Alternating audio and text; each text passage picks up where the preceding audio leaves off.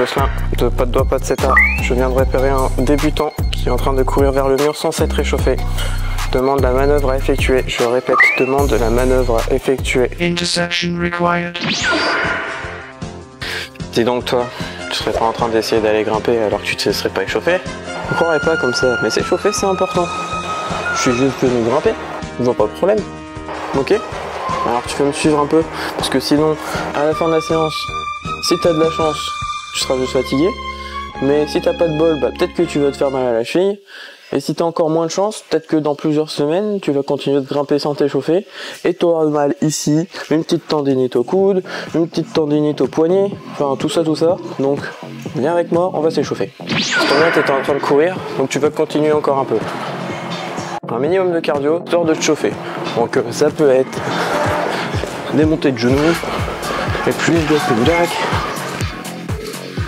Ok, bon, et plus vite que ça, faut que ça chauffe. L'échauffement, ça veut dire on s'échauffe, donc faut que ça chauffe. Allez, tu me fais 5 burpees pour finir.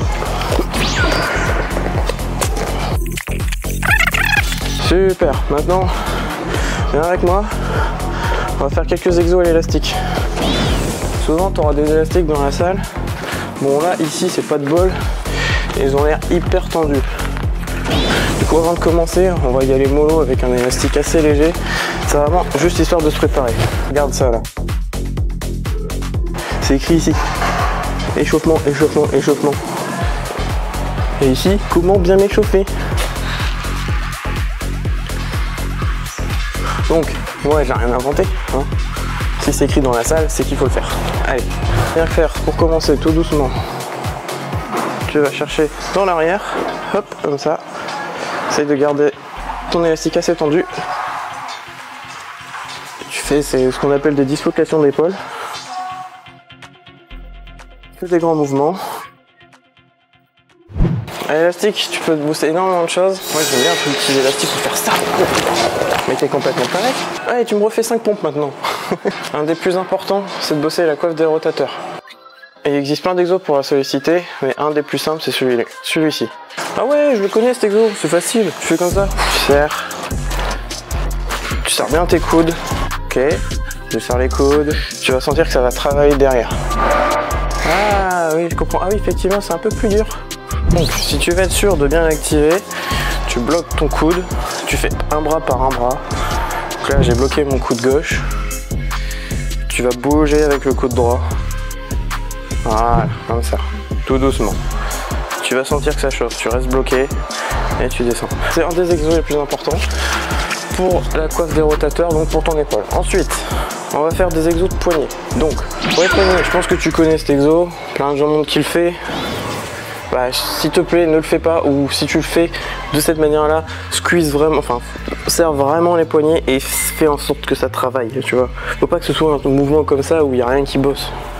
Ce que je préfère faire, moi, c'est vraiment le faire un par un. Donc tu commences, tu le mets à 90 degrés comme ça. Là déjà, tu sens que ça tire ici. Déjà, là, tu vois, c'est déjà contracté juste en faisant ça. Alors que quand tu fais ça, il n'y a rien qui contracte. Donc tu fais ça et tu essaies de tourner comme ça. Et tu serres, tu serres, tu serres, tu serres. Ah, ça fait. Là, ça échauffe.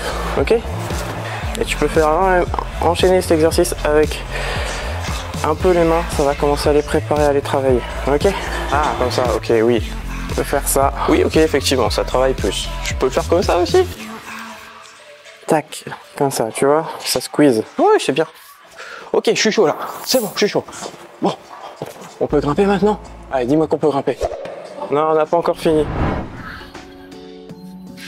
Stabilité, échauffement, tout ce que tu veux. Si c'est trop compliqué, fais par étapes. Fais déjà juste ça pour la hanche. Après, tu fais dans un deuxième temps que ça. Mais c'est intéressant de bosser les deux en même temps. Ah, ouais, ça chauffe là quand même, hein? Ouais, bah vaut mieux que ça chauffe maintenant. Que si ça chauffe quand t'es sur le mur, ça va juste te faire mal d'un coup, potentiellement, et tu vas vouloir descendre du mur. Donc, c'est vraiment important. Ça te permet justement de travailler cette ouverture de hanche qui est primordiale en escalade. T'as un autre exo qui est intéressant pour l'ouverture de hanche. C'est le pigeon. Donc, tu te poses, il descend. Et voilà. Ça permet de te travailler les fessiers et l'ouverture de hanche. C'est un super exercice. C'est normal que ça me tire là? Ouais, c'est normal, ça va te faire du bien, tu vas voir. On va faire quelques petits exos type yoga. Tu t'étires un peu, tu souffles bien. Tu vas descendre, faire le snake. Ça va t'étirer bien comme il faut. Pas besoin d'aller trop vite.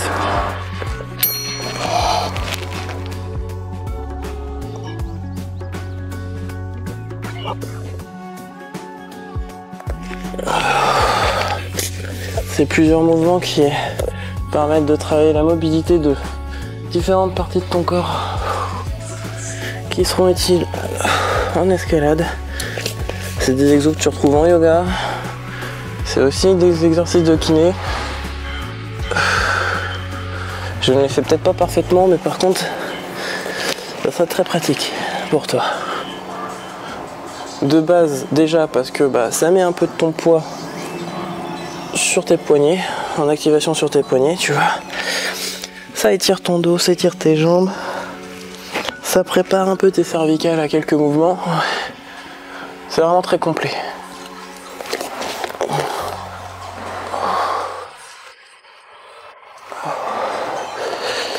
Ok. Et normalement là tu commences à être un peu chaud, tout est mobilisé. Donc, dernière partie, ça sera les cervicales. Super important. Donc, tu vas juste faire des tours. Essaye de le faire de manière active. Tu vas faire des petits tours comme ça aussi. Ça c'est vraiment pour finir. Ouais, trop bien. Quand je dirais aux copains que je fais l'escalade pour faire du hula hoop. C'est vraiment histoire de préparer tout ton corps à potentiellement tomber. Comment ça tomber? Je vais pas tomber moi. Je suis trop fort moi, regarde. J'ai du bibi, je vais pas tomber. Pourquoi on pense tous pareil quand on commence? En fait, les biceps, ça va te servir à rien en escalade. Enfin, quasiment à rien. Désolé. Je peux rajouter quelques échauffements de jeu pour le coude. Comme ça.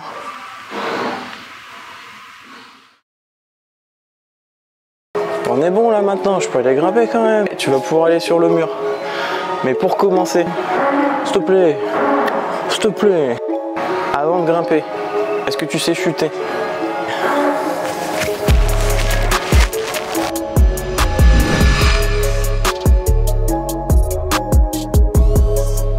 Je chuterai, je vais jamais tomber, je suis trop fort.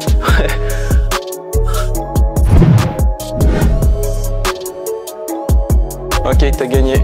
Tu vas aller au mur enfant. On va faire une traversée. Et je vais voir ce que tu sais faire.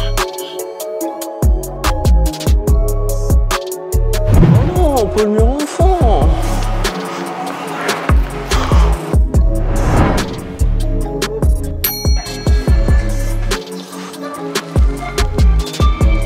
Alors, lève ta jambe gauche.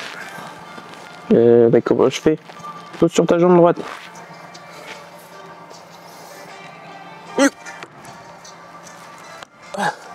C'est pas mal.